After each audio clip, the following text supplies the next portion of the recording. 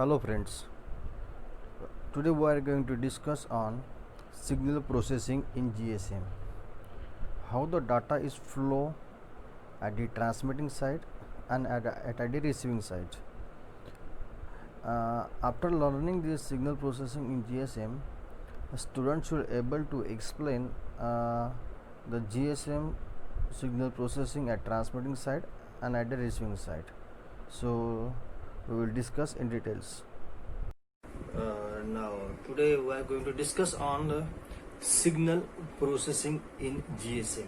Okay, how your information is transmit from transmitter to the receiver. Okay, now this you can see here.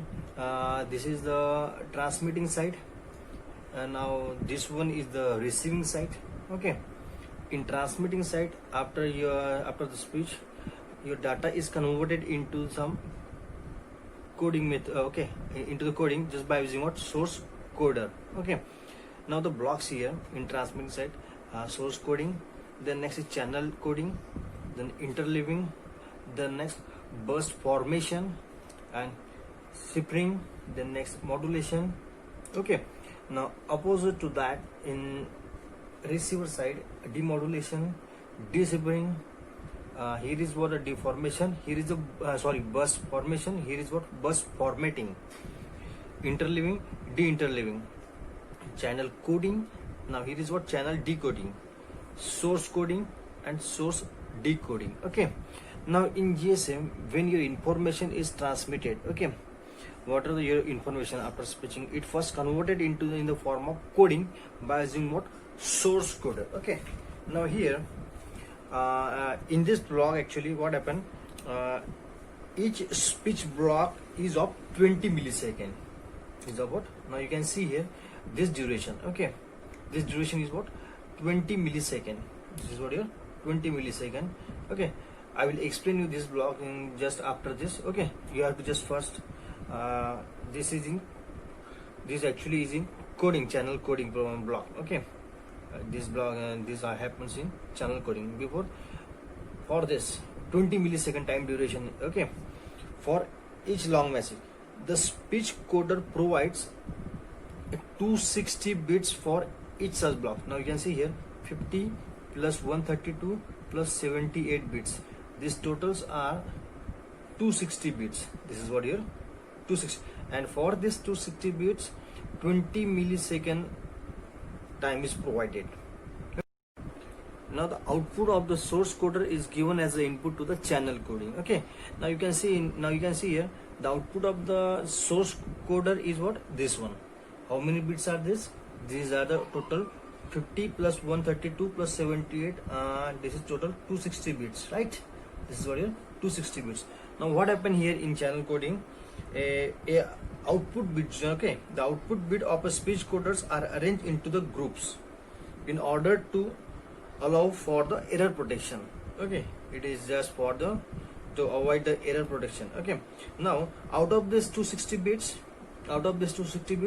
the first 50 bits plus 3 parity checking bits are grouped together, and these bits are known as a IA bit. You can say that IA bits. Okay, now in the next 132 bits,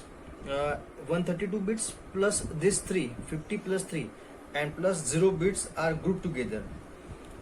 This constitute the data total of what, 189 bits. 50 plus 3 plus 132 plus 4 bits. Okay, now what happened next after this, this block is then encoded for error protection to provide the sequence of 370 bits. Okay, after this process, it encoded for the error protection to provide a sequence of what, 178 bits. Okay, now next the remaining 78 bits, these are the remaining 70 bits have the least importance, so no error protection is for these bits. So in this way, total bits are from this 378 plus 78, that is what 456 bits per 20 millisecond after the channel coding process. Okay, the output of the channel coding is what, this one will be your output of the channel coding Okay, it consists of what? 378 bits plus 78 bits, total 456 bits per millisecond, which is given as an input to the interleaving. Okay, now this output, this is the output of what? Channel code. Okay, now this is given as an input to the interleaving. Okay, and then next is what? This to bus formation. The bus is formed. Okay, what happened here? When the output of this, that is what? 456 bits per 20 millisecond. Now the 456 bits during the traveling, it's many times it's facing the fading problems. So to avoid this fading problem, these bits are divided into the 8 blocks. It divided into the 8 blocks, you can say. Now each block is of 57 bits. Each block is of what? 57 bits. This 456 is divided into 8 blocks, so each block is of what? 57 bits. Now what happened here? These 8 blocks, okay, now these 8 blocks are placed one each over 8 consecutive time channel or traffic channel time slots. Okay, due to this arrangement, even if we lose some bit due to the fading, we can use the remaining bits to reconstruct the speech without any loss. Okay, now this happen in interleaving and bus formation. Now the very next is what? Ciphering. Okay, ciphering is used for the security purpose. There are two types of algorithms are used: A3 and A5 algorithm. Just by using this algorithm, A3 is used for the prevention of the unauthorized network access, and A5 algorithm is used for ensuring the privacy of radio transmission. These algorithms are used in ciphering just to avoid the just for the security purpose, you can say.